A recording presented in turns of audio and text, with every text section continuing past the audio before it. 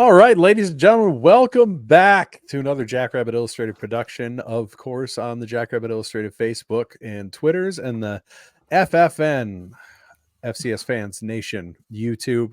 Our title sponsor at Jackrabbit Illustrated is Kubota Dealers of South Dakota, with 10 different locations across the state and a couple just over the border in Nebraska. There's always an orange dealer near you with parts, service, and sales. They've got every piece of equipment you might need, from skid steers, side by sides, all the way down to anything you may need to handle your yard, acreage, or your farmstead. Tons of good Kubota pieces of machinery for that. I remember I used to use a bunch of their diesel side-by-sides, and those things were just reliable truck along machines. Never had issues with them. Them things were rocking.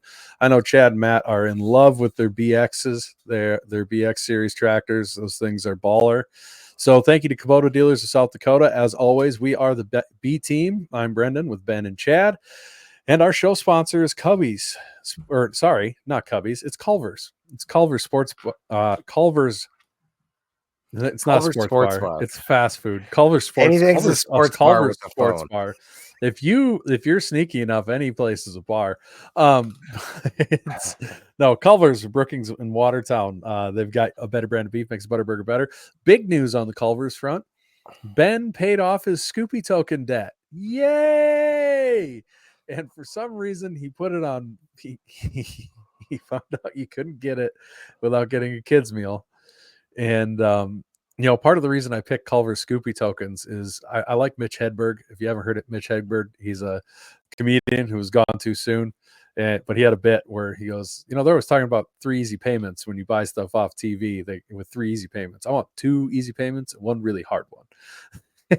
So that's why I picked the Scoopy tokens. So Ben got me 4 gift cards, and I don't know why it's 4 gift cards instead of just 1 gift card, but you're muted. You are muted still. I think it was only 3, but 3. Okay. I don't know, because I wanted it to feel like more than it was. Feel like I got a bunch of Scoopy tokens. Yeah, there's a bunch of because I tried to buy Scoopy tokens, but the poor kid that had just started there was like, and he had to go ask the manager, and the manager told me no. So, but at least it's been paid. It's equivalent value. Mr. Ben, is that a brand new T-shirt? That's a sharp looking T-shirt there. No, I've had this one for a while. Got it. I don't know, one of the blackout games I bought it for, probably. It's pretty cool. Yeah, I like it. I got myself a new hat this weekend. God, I spent a bunch of money at Jackrabbit Central this weekend. But Culver's, besides making it difficult to get Scoopy tokens if you lose Scoopy tokens in a bet, Culver's is the place to go because a better brand of beef makes a Butterburger better. For Culver's custard, it's the way to go. A lot better than just getting ice cream at McDonald's. That's for damn sure. Dairy Queen sucks compared to Culver's. I will die on that hill. Yeah. And always get the cheese sauce with the fries. I'm telling you that you got to get the beer cheese sauce for the fries. If you don't, you're missing out. But what about ranch, boy? No, the cheese sauce. No. Why don't you just take that moldy ass cheese that's in your pocket and make sauce out of it? Haters gonna hate. And you know what? It's called aged cheddar, not moldy ass cheese. It's aged pocket cheese. So it's already sauce coming out of Brendan's pocket. Yeah. I got sauce for my pocket. Yeah, get the cheese sauce with it. I'm telling you. It should be more popular than it is. And if it's not popular enough, it won't stay around, and I'll be pissed, and I'll blame all of you for that. Get the cheese sauce with the Culver's fries. Anyways, yeah, besides that, fun weekend all around. The tailgate was a blast. Yeah. Volleyball game was legit. I very much enjoyed the volleyball game. It was the first SDSU volleyball game I've been to. It was a blast. I highly recommend people go to them. I think you can get tickets for like $8 normally. They had a cool deal where you could use your football ticket for it to get in. It was really fun. They're really, really good and really fun to watch. And that arena is nice. Oh my God, that place is going to be loud when it's packed for basketball. Oh, because it's like everything's just like on top of the court. And yeah, it's It's really, really nice. The new screen is amazing. Yeah, it's great. Yeah, no, the and they have a pretty light show for Ben, which is exciting because we know Ben loves his flashlights. I heard No. our big player got hurt. Is that She walked off with a limp. Hopefully Sydney's not hurt. She's one of the two. She was walking around the tailgate with a boot on, it looked like. So That we is saw that. unfortunate. I kind of But heard that. sometimes they have those just keep swelling down. So That's true, especially immediately after. So at least it was a good thing she was walking. But yeah, after the volleyball game, went to tailgate. That was good. And then the night game, which is always fun under the lights. Would have been even more fun if we had a light show, but alas, no. Alas. Shout out to the pyro, which not really pyro. The entrance CO2 thing worked. It went off without a hitch. That was good. And then the game itself, I would like to tip my cap to USD. They are a legit football team. Yeah. They're good. Yes. We can give them crap all we want, but that is, they're in the top 4 of the teams in the FCS, I think, without a doubt. Which would beg the question, why can't they sell out their stadium every single Saturday? Well, that's their own problem. I know, but I'm just saying they have a quality product now. What's your excuse? And your stadium is what, half the size of ours? Less than. But and speaking of, like you said, that's a good team that we just beat. It really is. And I think people, not everybody, and I feel kind of bad sometimes when I talk about this, and we say don't be NDSU fans, whatever. I feel like I'm putting myself off as like I'm the sheriff of the fan base, like what I say should matter. And I don't want to do that. But a lot of people like, we need to fix passing game. We need to fix passing game. Yes, that has been an issue of late.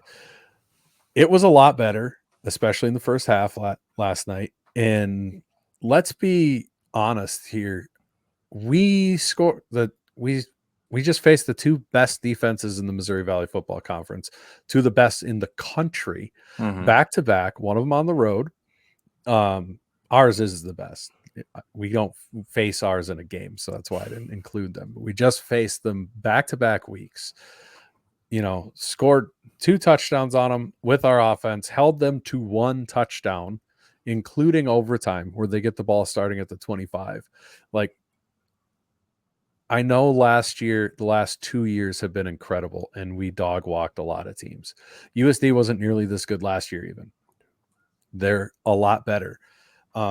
They're going to give NDSU has not turned into some mediocre program where we can expect to win comfortably like we have the last 2 years, or win at all. Realistically, that is always a difficult game to win.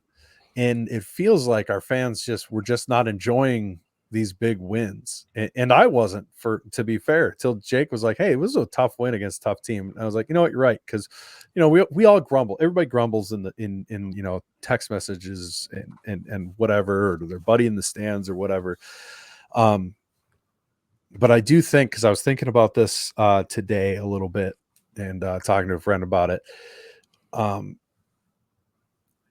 We have a lot of guys who stay at SDSU and don't leave for NIL, and NDSU has had a bunch who have left. Now, don't get me wrong. The portal comes for us all. It will happen. We're going to lose guys. But what does everybody say? If you watch the coaches show, all the players, we watch the coaches show, you watch all this stuff, or they get asked why they stayed, and they say, well, it's the, they talk about it's the program and, the family feel and all that stuff. Well, our fandom is in a small part, a part of what helps them stay. The sellouts helps people stay, but also not losing our noodles because we had a close game that we won, or losing our noodles and deriding every performance if we do lose to a good team. Because if you think about it, what do we do after NDSU loses? well, I'm going to go check and see how their fans are doing. I bet they're melting down, right? I'm not saying don't have expectations or anything like that. I'm just saying there is, you think about it. If you're say you're at NDSU and even when you win, you're getting ragged on, or pick just whatever. You're at a program, and even if you win, it's not by enough. This needs to be worked on. Da, da, da, da, and that's what the fans are saying all the time. And then somebody shows up with money. Well, you can get that same response too if you go somewhere else.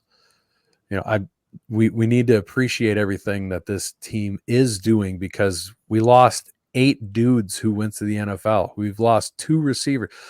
How many times have the Jackrabbits ever had 2 receivers that got signed undrafted free agents on the field at the same time that were the same class that we lost the same year? The one. Just recently, and really 3 targets, because you got to include Zach Hines. That's never ever happened. That's a one-off thing. Plus 2 starting O linemen who got signed, and one of them got drafted and is playing in the league. Plus, when we talk on here about how we've got good guys, we're still going to be good, doesn't mean you can just replace those guys right away. We got to work with let the team work through it a little bit and keep getting better. It makes a big deal. And that's just I just hope that everybody appreciates that was a huge win, and against a tough team, especially coming off the back of the marker game, and the grit this team showed as USD gets the ball and starts driving back down the field. I felt exactly like NDSU when they got the ball and started driving back down. And in my head, I was like, God damn it, not 2 weeks in a row, really. And for this team to dig down, yes, they dropped the snap, that helped, but bow up, force them to kick a longer field goal. They miss it because it's a dome kicker at 47 yards in the cold, in the elements. I mean, that's always a dicey proposition because he's a good kicker, but he's not used to that. And then to pull it out, that was awesome. That was an awesome job. And I would like to point out too, fans, we made an impact on that game for sure. There was a fair amount of procedural penalties on USD. There was a couple that should have been, like the play that drop that got reviewed. Their tight end in motion starts running downfield before the ball snapped. One of their long runs to the right, their whole right side of the line was way ahead of the snap, but it didn't get called. They got away with a fair amount. And if my mantra is, if they didn't call it, then it wasn't a penalty, because no matter how much you think it was a penalty, th're not losing the yards. The play's not getting replayed, so I guess it wasn't a penalty. But yes, I mean, and I'm sure some USD fans were like, "Oh, geez, we had the touchdown called back, and we get this penalty call," and it's like, well, you can't play the what if game, because what if you would have got the other penalties called on you? And so yeah, at the end of the day, you didn't. But no, overall, I mean, again, it's a very good team. I was going to pull up, where was it? Kevin's comment on Gronowski. Whole lot of Jacks fans saying the Mark had a great game. He's 20 for 27 for 163, a great game this season for what he has to work with. I think that it is a good game against that defense. That defense is very, very good. If you've been paying attention to the scores they've been putting up, there's a reason why they've been winning like 50-7. And it's because they have a very, very good defense. And 20 for 27. How many drops? How many drops were there? There was one blatant one, and 2 or 3 that probably could have been brought in. So really only a couple misses. And outside of that, just his heart on his rushing yards. I mean, he left it all out there, man. There were some of those hits he was taking. I mean, normal quarterbacks would get knocked out of the game, but he got right back up. I mean, you could tell he was battered and bruised, and he was still in it till the end. And yeah, just huge credit to him. That was a big game from him. And he was, I mean, stepping up in the pocket, taking shots. I mean, making great throws off the wrong foot. And I mean, he was in his bag. He absolutely was. We don't have, the all 22 footage to be able to see if, he was missing guys or anything, but boy, the way he was playing, I sure don't think he was. He really did. And like you said, Kevin, with those stats, it's like, oh, how can you call that a great game? That man was on. I mean, he was thrown into tight windows, making great throws. And I think another factor that doesn't show up on the stat sheet is just how many of those were clutch third down conversions. Yep. The USD's defense did a great job, stopping our run. We had some rushing yards, but we had to rush. I don't know I think we had 44 rushing attempts. Yeah, we only averaged 3.8 yards a carry. Yeah, so they were doing a good job stopping the run game. They had some negative plays that put us in some bad positions, and Mark had some great throws on third downs that kept the offense on the field. And like I said, it doesn't show up in the stat sheet as much. So yes, it was a great game by him for sure. And Brendan talked a little bit about grittiness. I just wanted to point out how gritty the team was after that turnover for scoop and score, how they came back out, didn't hold their heads. They just brought their lunch bills and went right back to work. And that's what made it a real quality win in my eyes. Yeah, for sure. They didn't get down, didn't let it get them down, just right back at her. Yeah, and I think you talked about enjoying the win, and you definitely have to do that because it was a very good win against a very good team, and it's a rivalry. As much as we want to, kind of downplay it sometimes, it's still a rivalry. They're in state, they're right down the road.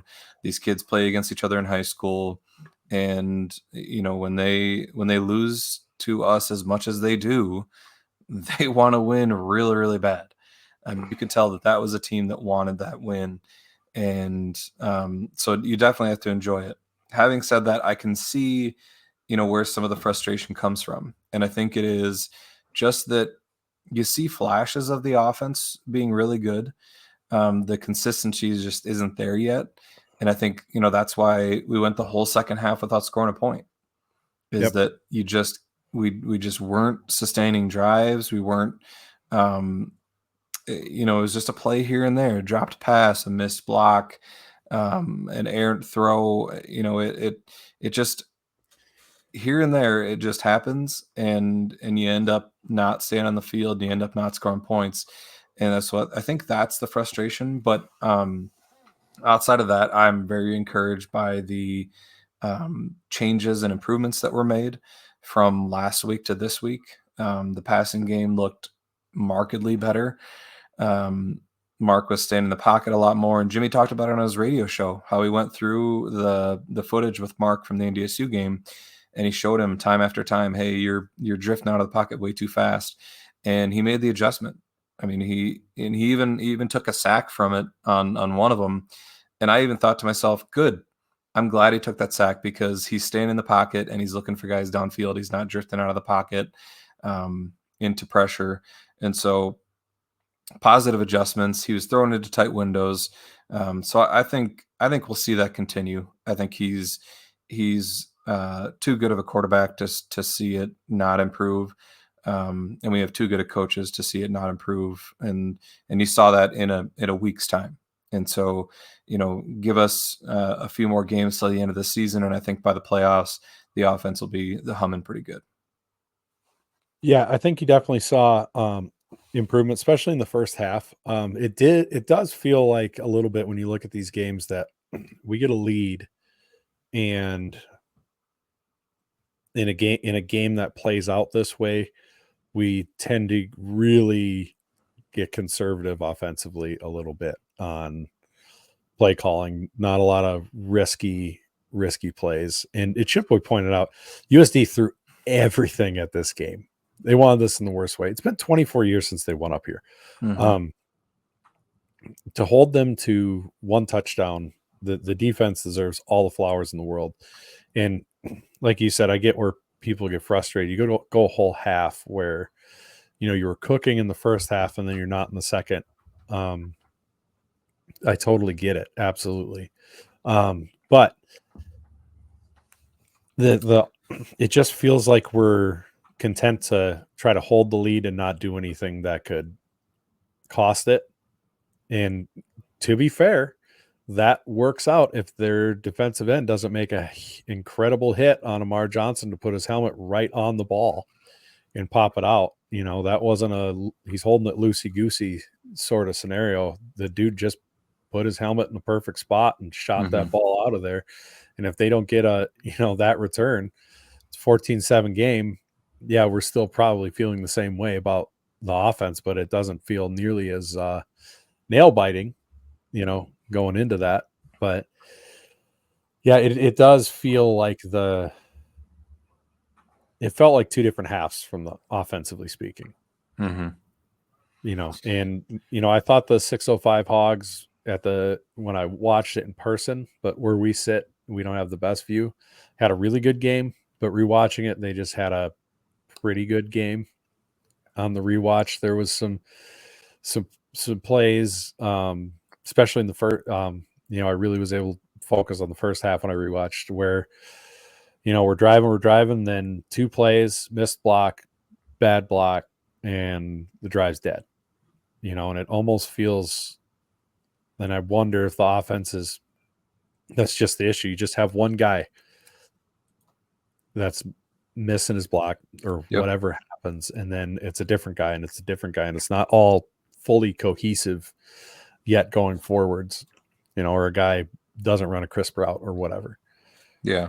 I mean, I think you just need to get that cohesiveness, like you talked about, and everybody doing their 1/11th. I mean, on the rewatch, there was just, the blocking would be great, and then just one guy would let his block go, and then the hole closed up. But he holds that block and it goes for 10 to 15 yards, and it's a first down, and the offense is cooking. But it turns into a 1 or 2 yard gain, and then you get second and long, third and long, whatever. So I mean, it just little things here and there that I think will get corrected. But I do want to address one thing. Garrett Meyer says USD smelled blood in the water after our loss last week, and much of the game outplayed us. A lot of grit. I agree with the grit. I don't agree with the much of the game outplayed us comment, and that seems to be a kind of a narrative going around. It was a very even game. Yes. And USD made mistakes. Absolutely. They're the glaring mistakes that stand out to you. Why do they stand out? Why are they glaring? Because they lost. Nobody remembers the mistakes and things that happened nearly as much for the team that won. I mean, we were saying the same thing last week about ourselves against NDSU. I wouldn't say we outplayed NDSU for most of the game. And, even Zim's article, who we love Zim, says the Jacks got lucky. Sure, is there luck that he drops that pass down the seam off the Pierre Strong copied play? Yeah, for sure. There's plenty of things you can go back. The Jacks absolutely outplayed them for the whole first half. Period. That's why it was 14-7. Yep. It was absolutely outplayed them. It had quite a healthy amount more yards, if I remember correctly, in the first half. In the second half, if the guy doesn't get his helmet on the ball, they might not score any points in the second half at all. Right. Like, they your phone groaning at you? What was that? Yeah, it is. I'm on call. I might have to dip out for a second. I just want to say quick, the second half, I guess they outplayed us. They didn't score any points though, offensively. Defensively, right. You could say they outplayed our offense. Sure, we didn't score any points, but their offense didn't outplay our defense. Yeah, they missed the field goal. Well, we missed the field goal. And from what I saw, I didn't get to rewatch that far. That looked like a bad hold from where I was standing. It was a bad snap. Yeah, bad snap. So all the people jumping on Dustman, don't stop it.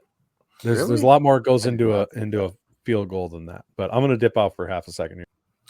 Yeah, I mean that hold is just another example of guys not doing their 1/11th and just the little things going wrong and not taking over a game like you should, not winning comfortably like you should.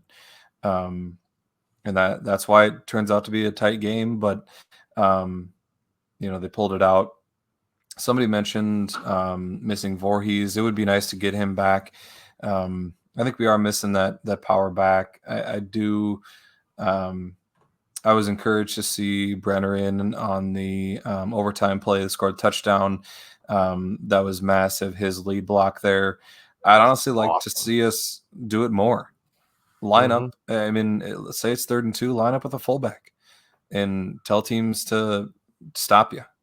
I got the impression that they were holding him back a little bit because he wasn't 100% up at the NDSU game, and they're kind of working him back into the lineup some more. So I think we'll see some more possibly runs going forward. That's possible. Kind of what Jimmy alluded to. I mean, put another tight end in there as a lead blocker, whoever. They have been doing that a bit, but I think just some of that traditional power football is needed at times. You saw a few times in this game where we needed a yard or two and we just couldn't get it. And so, I think that, something like that power football could be a big thing going forward. And like I said, make teams stop it. And as soon as they sell out to stop it, you got some play action off of it. We used to do that quite a bit, I believe, with Mike Morgan back in the day. Yep. And so, I'd love to see that again. And I don't know if it's just because our tight ends are young or they're not as, I don't know, they don't play as physical as Tucker Kraft, but I don't see why we can't run a similar tush push play like we did with Tucker Kraft that always got us, 3 yards, 2 yards when we needed it. And don't be afraid to pull that back out, in my opinion. Mm-hmm. That worked well. Where's that in our playbook when we need just a couple, a yard or half a yard? So yeah. Let's see here. All this talk about the offense, but we need to highlight the defense.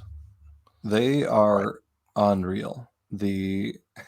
Just their tackling and the way they fly around the field and the number of jerseys they get to the ball has to be maddening for offenses to play against, because it at times it looks like it doesn't matter what the offense does. We're just all over it.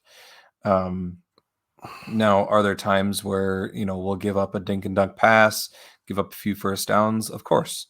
But once they get down to the 40, 30 yard line, you're done.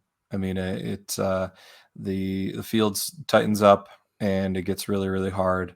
And so, love the way the defense is playing. Garrett Myers says defense may be better than last year. Maybe. I mean, that last year was an all-time defense, but this defense is really, really good. It just held, 2 of the top offenses in the FCS to only 2 scores. And so, go ahead. I was just going to say, and our linebacking core cohesively are just playing out of their minds. I mean, I think part of the reason you don't hear 32 Adam Bach's name being called quite so much is because the other 2 are just playing equally good. They are all over the field. They're in on every tackle. It's a group effort on every tackle. Those guys are outstanding. I don't know what else to say but outstanding. Yeah. They're pretty special right now is what I'm saying. So when you watch the defense, watch our linebacking crew and watch how excellent they are filling holes. Their run fits are just, man, they're spot on. They're all over the place. Yeah, especially Francel on those open field tackles he makes. It just, it does not look like he's got the angle, but he just closes the gap. I mean, it's kind of like Jason Freeman was for us last year, where he gets to the flats and stops them real quick. And yeah, Josh Baker says, great to see Large back too. That was huge. He's Tucker Large is a leader on the defense, both emotionally and with his play. I mean, the guy reads the ball so well, and his timing is so good. I mean, he is on top of the guy right when he makes the catch. Yeah, and as Jim pointed out, when Dayton McGoy comes in, Dayton's been playing lights out too. I mean, there's just not really a drop off there, but we don't play with 4 linebackers. Otherwise, that guy'd be on the field. Oh, for sure. And yeah, the secondary's been real good. They had some challenges up at NDSU, but were pretty excellent in this game. And Carter Bell's a very talented player. And we kept him in check for the most part. So they had a real hard time moving the ball. I think that's basically just a testament to how good our defense is. 100%. Yep. Which, speaking of Carter Bell, he did pull Beanham down on that. Oh, absolutely. That was terrible. Not that it matters, because here, I don't want to be the person complaining in a win. That was a pretty savvy move, because he was kind of falling down, and he's like, I'm not gonna let Beanham go get this interception. You're coming down with me. And then the ref thought the flag. The ref thought that that Beanham was the reason why he went down. But what was Brendan saying about if a penalty doesn't get called, it's not a penalty? Yeah, same thing. If you got flagged, and even if you didn't do it, guess what? It's still counted as a penalty, whether you did it or not. I mean, the coach might let you off the hook, but certainly it counts in the game notes. Yep. And no sound. I got you, buddy. There, you're on now. Hey, I don't know if I missed out when we were talking about the defense, with how we incredible did just they highlight are. them. Yep. You know what's amazing to me about it? Every time, just as a kind of when you listen to the the national shows and stuff, every time we've been in a game against like NDSU or USD, or you're facing a big team, you hear a lot about how talented those defenses are. The word talent, for whatever reason, is never associated with this defense. And I don't get it, because they're talented as all hell, but they don't put up the gaudy numbers. Defense. And I mean, just straight no-name defense. I mean, Adam Bach is talented out of his mind. Dallas Beanham's talented out of his mind. Tucker Large. I mean, Caleb Franklin. You can go through the list. Jared DePriest. Their talent's out the ass on this defense, but just because of the way they play, it's just, USD, they got a lot of talent on that defense. They're really talented in the secondary. They're really talented here. On NDSU, they're really, really talented here. And they're, most starts are really talented. And then, CSU's defense is really good. Well, didn't Bach get to 407? Was it 407 tackles in this game? And Jimmy on the coaches show was talking about how he would have usurped even the great NFL playing Christian Roseboom had he not gotten injured, early in his career those 2 times or whatever. So I mean, starting middle linebacker for the Rams. Yeah, right. So I feel like he might make a roster. I'm not feeling like that's a stretch. Sorry. Speaking of which, we talk about the coach show all the time, but I can't recommend it enough. And go listen to it this week. Jimmy was talking about both Mark and Adam Bach, and just got choked up both times just because they're such good dudes. And it's just such a cool, I mean, you as a fan, you see them in their jerseys and their helmets, and you kind of forget that they're kids. They're humans. And it sounds like these two are just some of the best humans ever. And Jimmy was getting choked up about it. And so it's just cool to be able to root for guys like that. And, we know Mark's family, we know who he comes from and how good that family is, and how good of a kid he is. But yeah, again, just go listen to the coach's show, and you'll hear the way Jimmy talks about him. Yeah. Have we mentioned our segment sponsor of Cubby's Sports Bar and Grill in Brookings, South Dakota? Apparently my count was wrong. It is not 3,000 TVs, it's 60. But I think my official count is more correct of 3,000. So it feels like 3,000 when you walk in there. I mean, roughly. I mean, that's how my math works out. It's a lot of gut math. It's fast math. I never said it was good math. I said it was fast. But Cubby Sports Bar and Grill, downtown Brigham, South Dakota, the best sports bar in the state of South Dakota. Go to Cubby Sports Bar and Grill. They have what is it? It's like a chicken Caesar this week is their special, like a chicken Caesar salad sandwich, which looks phenomenal. But they've always got the best beers on tap. Phenomenal Chislik, great nachos. Maybe someday soon, JI Italian nachos. But yeah, Cubby Sports Bar and Grill, they're the place to go. Obviously, advertising with us has done really well for them because they were packed out the door on Saturday, and that obviously had nothing to do with just them being incredible and the fact that they advertise on here. I'm sure of it. 100%. It's all us. Yeah, but no, they do Cubby's a lot place for to be, Jackrabbit man. Athletics. Their name is all over the place. Yep, Yes. and that's where this coaches show is. What a Yeah. coincidence! You can go down and catch it live. Sounds like it is a packed house every time because, like, I think it was Amar they interviewed this week, and every time they're like, "What do you think of this?" And they're like, "Holy crap, there's a lot of people here." So it must be slammed. The other thing about that is just listen to the overall feel of that interview with Tyler one-on-one versus like his other media interviews.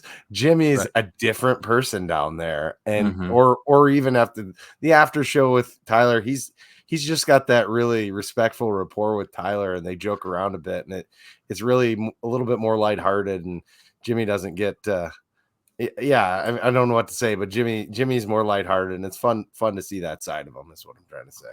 Mm-hmm. For sure. Well, should we move on from this game? I suppose if we have to, I was kind of reveling in it. I mean, yeah, we should. Like I tweeted out, and you said enjoy it, and just the implications of that win, like the swing from a win to a loss, was just massive. And, oh my God, yes. you think about like even the fourth down in overtime. Like, Right. let's say they stuff us and we lose that game, and now we're sitting at 5-3.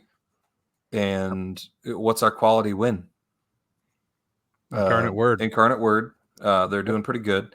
But, outside of that, it's just, we're fighting for a top 8 seed at that point and looking at not even hosting a quarterfinal game. So it was huge. Now that we won that game, we're in the position where, if we take care of business, we're guaranteed a top 4 seed, without a doubt. And we'll see where the chips fall. How does NDSU do against USD? How does Montana State do against UC Davis and Montana? And there's nothing we can do about that, but just go and take care of business the rest of the year. But just massive implications from that win, that you hate to think about ahead of the game because you don't want to get too far ahead of yourself. But now that it has happened, you can kind of look back and think, man, that was big. It was just huge. That was massive to win. Oh, go ahead. We talk about the crowd influence and how much that matters. Like, we may not have won this game if it had been in Vermilion. I think that's fair to say, right? And perhaps we win the game before if it's in Brookings. So what's that hold for the future when NDSU goes down and plays a salty USD team? I feel like there's close to a 50% shot that USD could actually pull the rabbit out of the hat and beat NDSU, which will really mix things up for the playoffs. And I'm kind of excited. I don't know who I want to cheer for besides the Comet, but it's probably in our best interest if USD actually pulls it out. I don't know.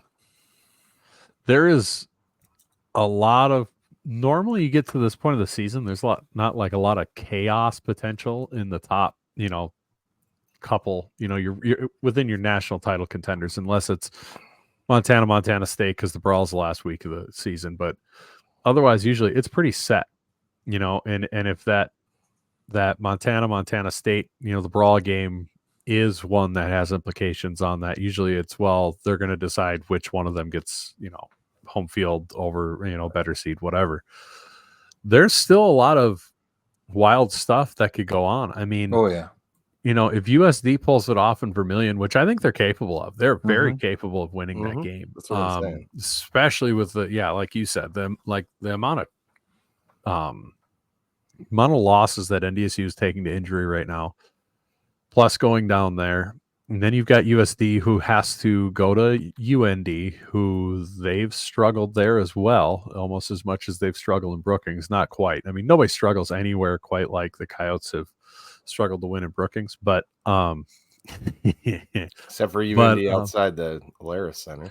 Well, UND struggles everywhere besides the Alerus Center, but as shown by Youngstown State this week.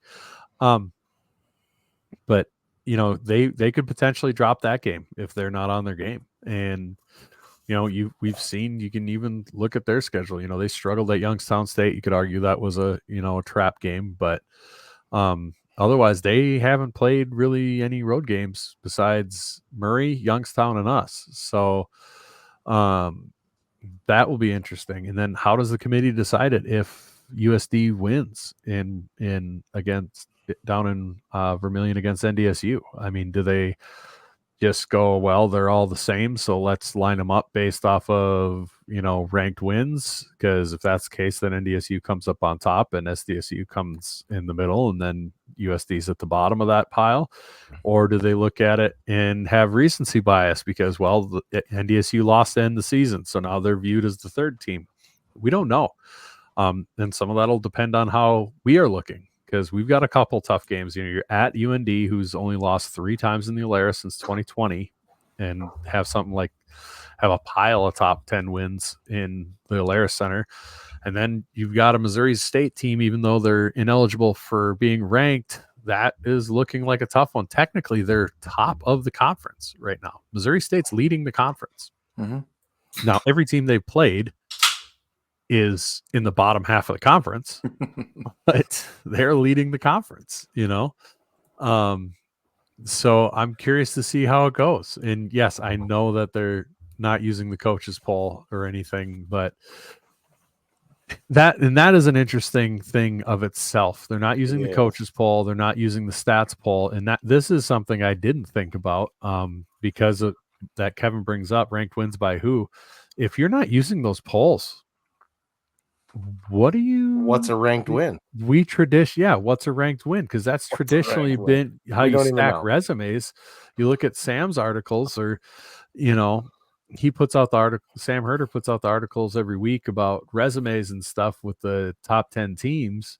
Well, what on those resumes matter now? The strength schedule matters. And, you know, I brought up to Sam and Zach McKinnell when they were on the Southland sermon with the Rev last night. I said, well, I think we should be using, if you're going to use strength of schedule, you should use FCS strength of schedule and drop the FBS game. Because if the FBS game is not going to hurt you as a loss, then it shouldn't pump your strength of schedule. Like Mercer's going to end up with a ridiculous strength of schedule because they're playing Alabama. You know, Chattanooga's strength of schedule is ridiculous because they played Tennessee. You know, so what is your strength of schedule in the FCS? You know, that should be the true strength of schedule. And I noticed in Sam's article when he put it out today, he said SDSU will have the number 1 FCS strength of schedule at the end of the year as things stand. Obviously, that stuff can fluctuate. People win and lose. But man, how do you decide what a resume even is if you're not having any poll at all? Yeah, which goes to I think John Neff asked the question, will another team for another conference with 1 loss move ahead of us when playoffs come around? No. And that is because of that strength of schedule for sure. And the number of quality ones we'll have. I was going to say, it was kind of in his article that each committee member gets to make up their own criteria as to what is the quality determinant as to who has the best resume, which is kind of crazy. You would think there should be some kind of template like this, then this, then this, then this. No, it's like, well, I'm friends with Craig, I'm going to use his polls. I'm friends with Craig, I'm going to use, or Kevin, I'm going to use his poll. You know, I'm a redshirt sports guy. Is going to burn your house down for that. I'm sorry. I don't care. What's the point of Craig's poll? Like, why does this stuff even exist at this point if we're not going to use it for that other than just fodder for us to talk about? Right. Well, you could say that about any poll at this point. And, you know, I'm just picking his because it's the national poll. I'm baffled by some of it. You know, what are you using KPI for when you can blatantly, obviously tell it is horrific. Garbage. It has Drake as number 4. But they always use the coaches And- poll, and the same was the true with that, conversation. Brendan. It's not. It even wasn't the that coaches bad. poll isn't that bad. It's not that bad. Right. You like fair, that. fair. That's my point. Is like I don't think I've ever seen a poll bad enough to have Drake as number 4 in the They country. definitely should have spot checked the things that they said they were going to use before they said they were going to use them. Like, well, well, be like, ooh, we probably shouldn't use that one. Let's just like, even if we are going to use it, let's not mention that one. and let's be honest. I mean, Tim pointed out, Tim Rosario pointed out in our comments here that, plenty of committee members will still use ranked wins. They're human. They're also probably, as much as we complain about the committee, they do a fairly solid job overall. You? I think they're smart enough to understand that a rating that has Drake as number 4 is not a rating they're going to use. And by God, I pray they're smart enough when the last 4 out, they don't go, one of the deciding factors was the KPI. Oh God. Oh, Twitter's going to burn down if that happens. Yeah. They might get nasty emails. Chad, did you type out this text for Patrick? No, I did not. Can't out a number on the iTeat. Are you sure you're not related? His hair and my beard might look similar. Yeah, that's good. Anyway, let's Chad, you had the Missouri Valley standings pulled up. Hold on. What? Since we've been talking about Kevin, and that makes me think of Alex's Lemonade Stand, and that makes me think of our other segment sponsor, Northwestern Mutual of Sioux Falls. Northwestern Mutual of Sioux Falls. All your financial planning that you may need, retirement planning and everything else, is at Northwestern Mutual. Head down to Northwestern Mutual of Sioux Falls, meet with a financial planner, get a load off your mind and a weight off your shoulders, get yourself on the path that you need to get on to be comfortable in the future. Northwestern Mutual of Sioux Falls is the place to go. Meet with Chris Schenkel. And Northwestern Mutual is also the one who puts on the Alex's Lemonade Stand that Chad has been diligently slaving away, putting shots, and Jim. Getting donations. And Jim Poppin has been the B Team's all-star member. I mean, we should get him a shirt that says B Team All-Star on it, I think, because he has been just championing the Lemon Top Challenge for Alex's Lemonade Stand. If you want to go and donate, Mark is in second place right now. They've got you go to FCS Nation Radio, and then on the drop down menu it has Alex's Lemonade Stand. Click on there, little yellow box. Click on that to donate, and then it'll pull up the leaderboard. You can always check the leaderboard. I have it favorited on there, so that way it's easy to pull up. But they have then you can click on Mark's name and click donate now. Let's get him to the top where he belongs. But it is a great cause. It is. We chatted about this weekend. They need to change kind of their slogan a little bit, because it's not for childhood cancer. We're fighting childhood cancer. They're not raising money to make childhood cancer. We're gonna have to talk that one up the chain a little bit. Yeah, we need to. Yeah, I don't know. Kevin's got the hookup. He's got to throw it up there. But raised $13,500 so far. The Lemon Top Challenge, you do the hashtags of you tag Alex's Lemonade Stand, tag Northwestern Mutual, hashtag GoJacks, tag the GoJacks account with a picture of a lemon on your head, and $10 per social media gets donated towards to Alex's Lemonade Stand under Mark's name. We want him to win, as he so solidly deserves, by being just a great person in general and agreeing to do this. But yeah, every dollar counts. We sure appreciate BT Mafia coming through on this for us. Mark was towards the bottom for a while, and you will notice that Central Arkansas, David Walker for Central Arkansas, has $50 to his name. That is because I lost the bet to Ron Lowney. So he told me to donate wherever, and I felt a little guilty. And yours is the only donation in there? It's the only donation. I thought I'd kickstart one of the guys who doesn't have, that's funny, the donations they should have. So UCA fans, stand up, get shit going. Redbird fans, get your life together, and start putting some money towards these guys. But I figured I'd kickstart somebody, because more money raised is better for everybody because we want to get rid of childhood cancer. So that is why he's got $50. So my debt is paid to you, Ron, if you are watching. I'm surprised he's not just here crowing. He was very loud on the board show. So I can't believe he's not here. Jim What asked, time is the playoff show?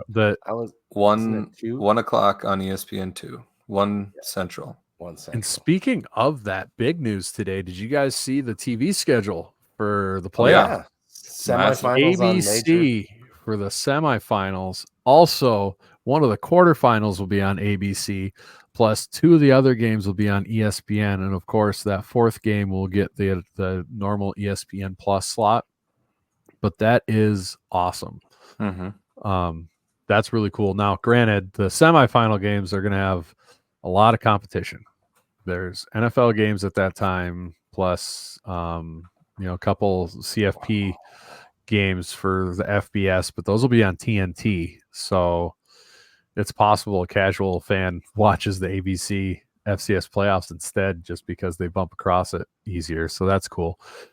Jim is correct. Ultimately, the kids win with each donation to Alex's Lemonade Stand. Yeah, and thanks to Kevin and Stone for getting that together and putting it on. It is a fantastic cause. But speaking of TV, I just ran across Herder's tweet saying that the SDSU USD game on ESPNU drew a whopping 38,000 viewers. I'm gonna tag Jay Elson in that. I gotta ask him. I guarantee you it had more viewers on Midco. It had I think to. so. I think but so. ESPNU, we had half that many in the stands, for Christ's sake. right. Yeah, ESPNU. It's pretty. It's almost the Ocho, though. Come on, nobody. What's normally on there, weird things that you don't normally watch, like sports you have to be into, wrestling, volleyball. Well, and I think I'm not picking on anyone, but anymore with people getting random TV subscriptions from wherever, ESPN is probably not even included in their package anymore. So not only that, what if your team or a team that you kind of like is on ESPN Plus? You're going to be going and watching that. Back in the day, that wasn't even an option, So more eyes were on the major cable channels, and cable's kind of going the way of the dodo a little bit day by day anyway. For sure. So you got the poll that doesn't matter anymore pulled up? Correct. This is the national poll that does not matter. It does have the logo at the top. NDSU's at the top. Then we got Montana State, SDSU, UC Davis, and USD running at the top 5. And then for Valley teams, you got to go down a ways. UND hanging on at 15. And Illinois State at 21.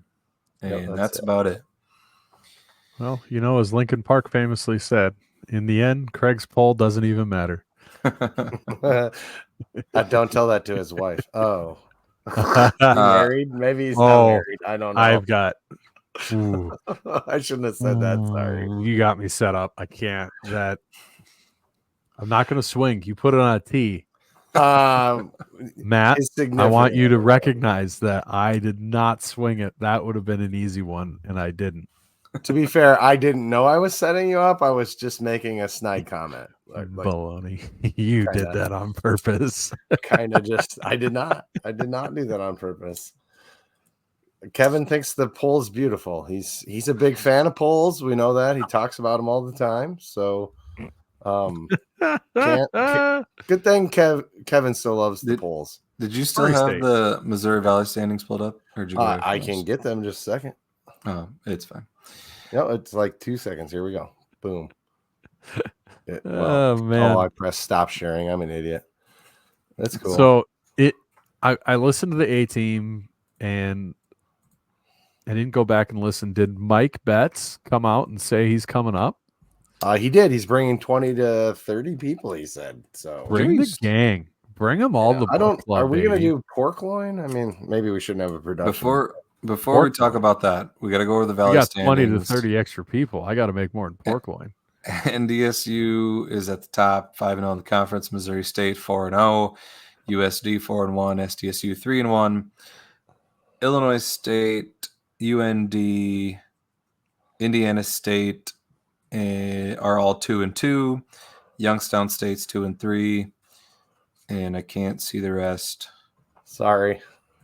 I'm having too much fun with comments. Scroll. I'm just putting them up. I'm just putting them up. UNI and SIU and Murray State all with 0 conference wins. It is so top heavy this year in the Valley.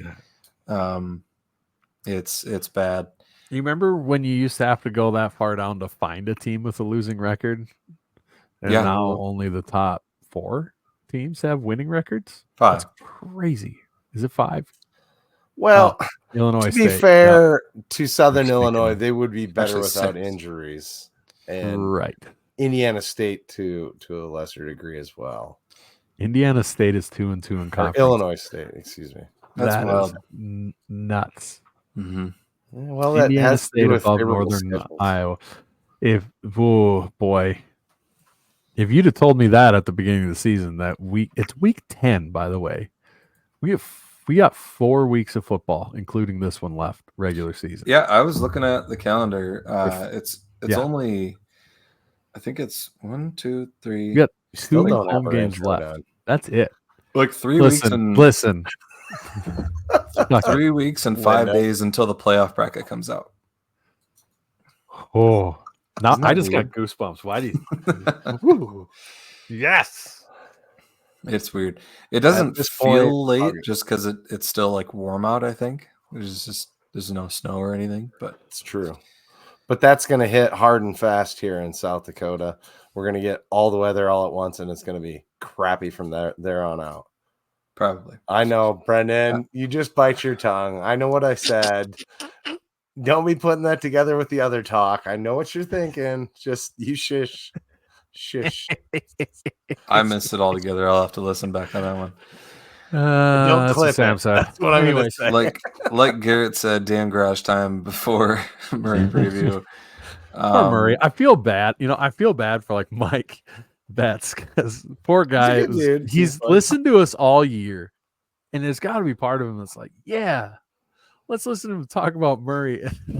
And he seems like, We're an hour Eh. in, and we're like, yeah. It's just, man. yeah. I mean, it's hard to really get up for it. It's when you look at the results they've had against USD and NDSU. Chad, did you take yourself off screen but not mute yourself? He closes. I realized that just after I did. I flipped my cover on my camera and then laughed and went, "Oh, ish! I didn't mute my mic. I should have just took myself off the screen." But anyway, My first day. They lost 59-0 against USD and 59-6 against NDSU, and you saw how we played against NDSU and USD. It's they've had some closer games against like Illinois State, Indiana State, but they got and against Butler, but they got absolutely whooped by UND, by they beat Mississippi Valley State. That's their only win of the year, and whooped by Missouri. So, John asked, "What's the crowd going to look like for this game?" The green dot watch or green dot tracker looks. I think it's like, what is it, down to like, I don't know, 1,500 promising. left is all. So I wonder what our record. We got to ask Matt because he's got a whole graph of attendance and everything going got back. I an wonder what the Excel spreadsheet. record for a non-marker game, November game is. Because I mean, you go back. Like, if you go one like of the first games against USD, it was only 15,000 if you go like in November. non-USD or NDSU or Hobo Day or home opener, we're getting kind of down there. But anyway, it's going to be a big attendance for just a random game, really. But if you are looking for tickets, they got the Bleacher Bum thing back. $10 tickets, which is awesome. Zach. I forget how you find them, but we've been tweeting it out. Just go find the It's the SDSU account. the SDSU account. I think it's like code is Bleacher Bum or something. But yeah, weather's going to be nice. I expect us to take care of business. I expect us to get out to an early lead and then get some of our guys rest. It's been a brutal schedule, and our guys could use a kind of a impromptu rest. I don't want to say bye because it's not a bye, but it's some needed rest for the starters, especially, and an opportunity to see what some of the young guys can do, which we've got, and not only young guys, but I think guys that are new this year that just need some more playing time and need some more reps, and it'll be a good opportunity for that. Daryl mentioned the flyover this weekend for military appreciation. That'll be cool, and I think So it's get in also early. They're F-35s too. Yes, F-35s. I would pay $10 to watch an F-35. yeah, Like, just for the that's flyover. Sick. Just for the flyover. That's Oh, yeah. sick. And the code, by the way, is Bleacher Bum, all one word, all caps, Bleacher Bum 24. It's for There you go. $10 tickets. Sale ends at midnight on 11/1. I thought the password was playoffs. Nope. Never mind. That's just down south. We're not playing. We're not Vermilion. The code is playoffs. The That's code funny. is playoffs. Yep, and it, I believe part of the flyover is in honor of Matt Anderson, Danger, Correct. Matt Danger Anderson. So that'll be a really cool tribute for the military. Absolutely. Plus, if you are a military member, you get 4 free tickets. You just walk up to the walk-up window, you'll get 4 free tickets as well. So you can go for free, which is cool. Oh, there's Jim. Yeah, he popped up. There it is. And bring a friend. And bring a friend. I'm sure their quarterback will be amped up for this game. You know, he's a Sioux Falls kid. I'm sure there'll be a healthy amount of people there. He was Zach Hines' quarterback in high school. Mm-hmm. So I'm sure he's going to be out to prove something. He's had a fairly solid season from what I know. But yeah, man, once Murray gets out of and the crazy thing is, this is a bad year for the Valley, and they're not grabbing any wins. Mhm. And somebody mentioned earlier, like, yeah, their coach is committed to trying to build it up. It's got to be so much harder in the transfer portal era than it was even 10 years ago. It's hard enough to build up from the bottom in the Valley. We've Mhm. seen that and sustain it. We've seen that Indiana State looked for a second like they were something, but they made the playoffs. And then are back to being Indiana State. Missouri State has had flashes and then drops and then flashes. Western Illinois just bounced because of it. It's really hard to build up from the bottom in a very, very competitive conference already. But then, I mean, you do get the guys together. How do you keep them together? You know, you get a couple of real good guys and you do snag a win or two. You're still at the bottom of the conference. It's got to be incredibly hard to keep those guys around. I guess, yeah, Garrett, you're right. USD has done that. I'll give them that credit. It took an SDSU all-star and coach to make it happen. Well, yeah. You know, and it's year 2 of it. So that's good. Indiana State did it for 2 years. They were at the top of the conference like this. I don't think USD will ever be the bottom of the barrel. But anyways, thanks. Yeah, I got kind of rude. The old message boards poster came out on that one. You come out a couple times this last weekend. You know, yeah, You kind of miss it, don't you? there's part of me that I log out of Twitter for a minute because I was ready to be feisty, and that was for the best that I logged out before I said some things I shouldn't. Ariel went and counted all the dots quick, and she says there's 1,195 seats left for the Murray State game. He's a fast counter. Anyway, we'll be on Thursday night again for Scared Money Don't Make Money. We'll see.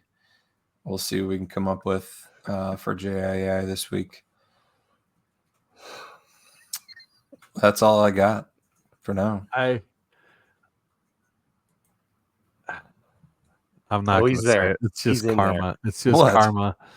The old message board guy doesn't exist anymore. Well, I know he exists in you because you get some SoCo in you, and I've seen your Twitter feed. I knew that was coming. You teed that up for him, sir.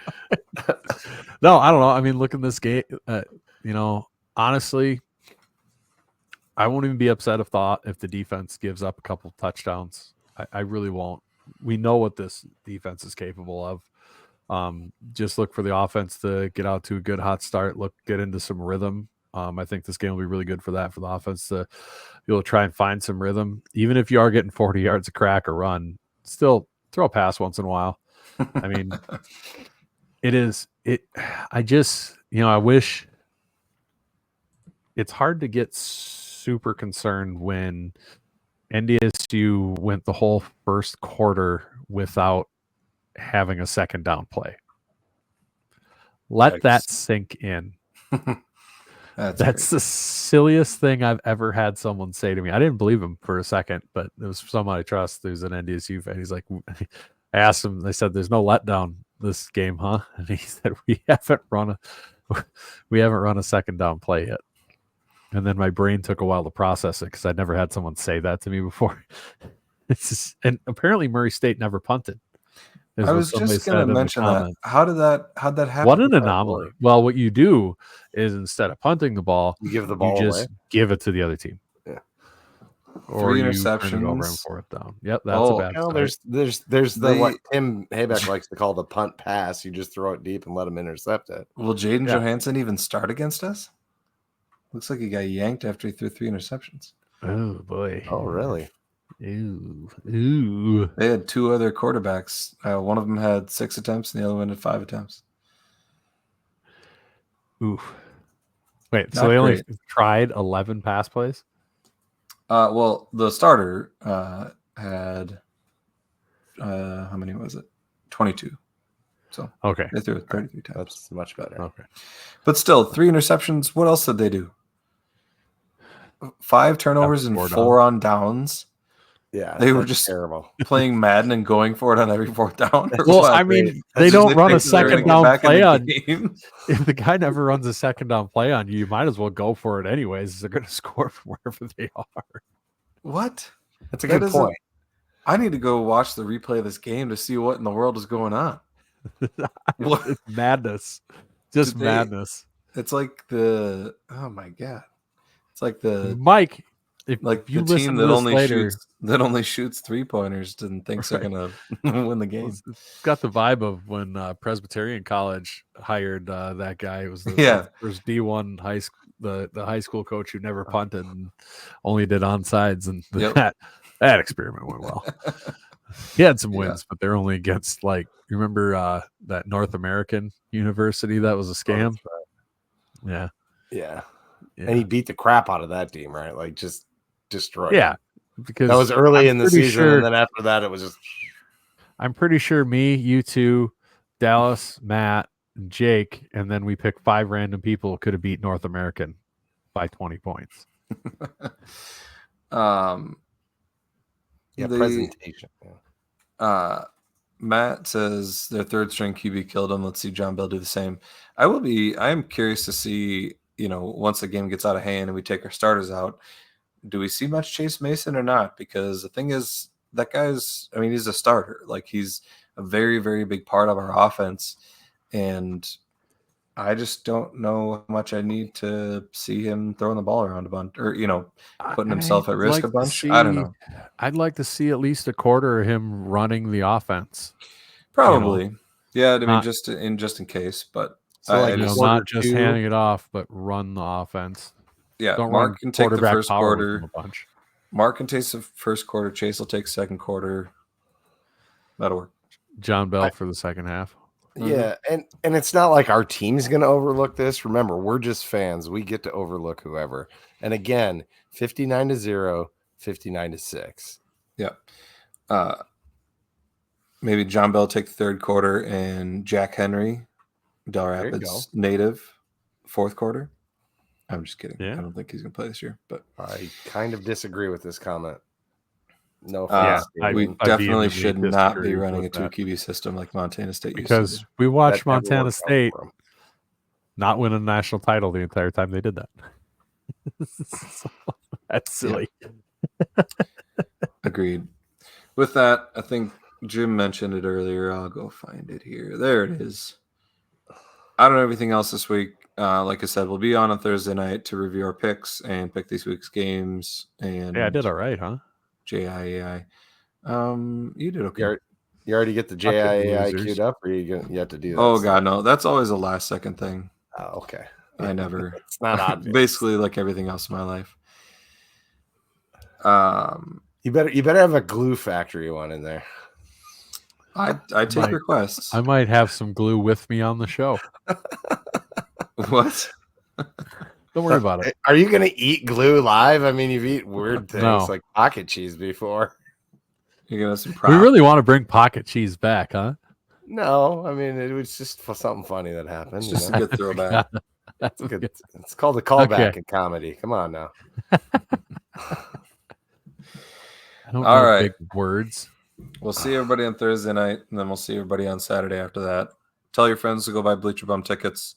Let's fill the stadium up, sell it out again. Pack it out, baby. All right. As Jim says, as we always say, go big, go blue, go Jacks. Go Jacks.